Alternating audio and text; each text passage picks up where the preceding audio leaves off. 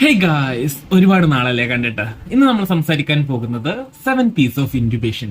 ഇൻക്യുബേഷന്റെ ടൈമിൽ ഓവറോൾ ആയിട്ട് നമ്മൾ ഇൻക്യുബേഷന് മുമ്പും ഇൻക്യുബേഷന്റെ ടൈമിലും ഇൻക്യുബേഷൻ കഴിഞ്ഞിട്ടും ശ്രദ്ധിക്കേണ്ട ചില കാര്യങ്ങൾ അതിനെ നമുക്കൊരു 7 പീസ് ആയിട്ട് കാറ്റഗറൈസ് ചെയ്യും. First one, always S usual preparation.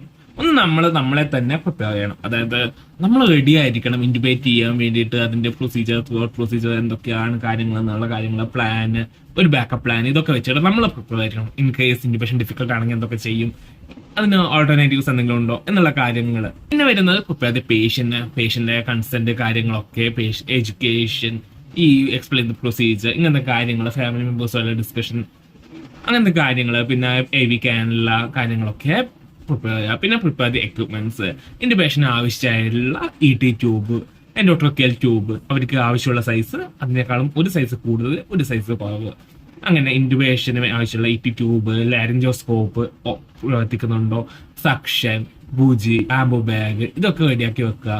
പിന്നെ മെഡിസിൻസ് ആവശ്യമുള്ള കാര്യങ്ങളൊക്കെ ഓൾറെഡി എടുത്ത് വെക്കുക. ഇങ്ങനത്തെ കാര്യങ്ങളൊക്കെയാണ് പ്രിപ്പറേഷൻ ഫേസിൽ വരുന്നത്. ഇനി അടുത്തതാണ് പ്രീ ഓക്സിജനേഷൻ.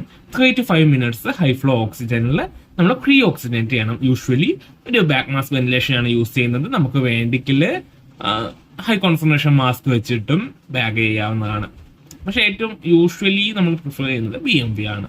പിന്നെ വരുന്നത് പ്രീ ട്രീറ്റ്മെന്റ് ആണ്. അതായത് എന്തെങ്കിലുമൊക്കെ നമ്മൾ ഡിസൈഡ് അല്ലാത്ത സൈഡ് എഫക്റ്റിനെ മിറ്റിഗേറ്റ് ചെയ്യാൻ വേണ്ടിയിട്ട് യൂസ് ചെയ്യുന്ന ലിഡോക്കെയിൻ, ഫെൻഡ, ആട്രോപ്പിൻ പോലുള്ള, കുട്ടികളിലൊക്കെയാണ് മെയിൻ ആയിട്ട് ആട്രോപ്പിൻ യൂസ് ചെയ്യുന്നത്. നമ്മൾ ബ്രാഡിക്കാർഡിയ ഒക്കെ ഉണ്ടെങ്കിൽ അതിനെ മിറ്റിഗേറ്റ് ചെയ്യാൻ വേണ്ടിയിട്ട്, ഇല്ലാതാക്കാൻ വേണ്ടിയിട്ട് നമ്മൾ അട്രോപ്പിനൊക്കെ യൂസ് ചെയ്യുന്നുണ്ട്. പിന്നെ വരുന്നത് പാരലിറ്റിക് വിത്ത് ഇൻഡ്യൂസിങ് ഏജൻസ് ആണ്. അത് എപ്പോഴും സെഡേറ്റീവ്സ് കൊടുത്തിട്ട് മാത്രമേ പാരലൈസ് ചെയ്യാൻ പാടുള്ളൂ. ഇതിലെനി കെറ്റ, അറ്റോമിഡേറ്റ്, പ്രൊപ്പഫോള്, സ്കോളിൻ, ഒക്രോണിയം, അങ്ങനത്തെ കാര്യങ്ങളൊക്കെ വരുന്നുണ്ട്. വരുന്നത് പൊസിഷനിങ് ആണ്. പേഷ്യന്റിന്റെ പൊസിഷനിങ്, പേഷ്യന്റിനെ ഒരു ഫ്ലാറ്റ് ആയിട്ടുള്ള പൊസിഷനിൽ കിടത്തുക, ബെഡിന് ഹൈറ്റ്, ഇൻറ്റുബേറ്റ് ചെയ്യുന്ന ആളുടെ വേസ്റ്റിന് കണക്കായിട്ട് ഹൈറ്റ് അഡ്ജസ്റ്റ് ചെയ്യുക, പേഷ്യന്റിന് ഒരു സ്നിഫിംഗ് പൊസിഷനിൽ കിടത്തുക. നമ്മുടെ നെക്കൊക്കെ എക്സ്റ്റെൻഡ് ചെയ്തിട്ടുള്ള സ്നിഫിംഗ് പൊസിഷനിൽ, ഞാൻ ഇമേജ് കാണിച്ചു തരാം കേട്ടോ, സ്നിഫിംഗ് പൊസിഷനിൽ കിടത്തുക. അത് വരുന്നത് പ്ലേസ്മെന്റ് ഓഫ് ദി ട്യൂബാണ്. ഇൻറ്റുബേറ്റ് ചെയ്യുന്ന ട്യൂബ് 5 point ഓസ്പൾട്ടേഷൻ വെച്ചിട്ട് വയറ്റിലല്ലാന്ന് കൺഫേം ചെയ്യുന്ന, ലെങ്ങിലേക്ക് സപ്ലൈ ഉണ്ടെന്ന് കൺഫേം ചെയ്യുന്ന, എക്സ്റേ എടുക്കുന്ന, കാപ്നോഗ്രാഫി വെച്ചിട്ട് ഗോൾഡ് സ്റ്റാൻഡേർഡ് ആണ് കേട്ടോ ETCO2 നോക്കുന്നത്.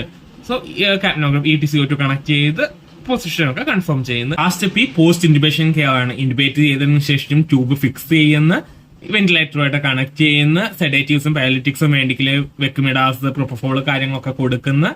ഇതിന്റെ കൂടെ തന്നെ വരുന്നതാണ് റീഅസസ്മെന്റും, പിന്നെ ICUലേക്ക് മാറ്റുന്നത്, CT വേണ്ടിക്കുള്ള CT, അങ്ങനത്തെ കാര്യങ്ങളൊക്കെ. സോ ഇതൊക്കെയാണ് 7 pieces ഓഫ് ഇൻറ്റുബേഷൻ. സോ ഇതൊക്കെയുള്ളൂ. ബൈ.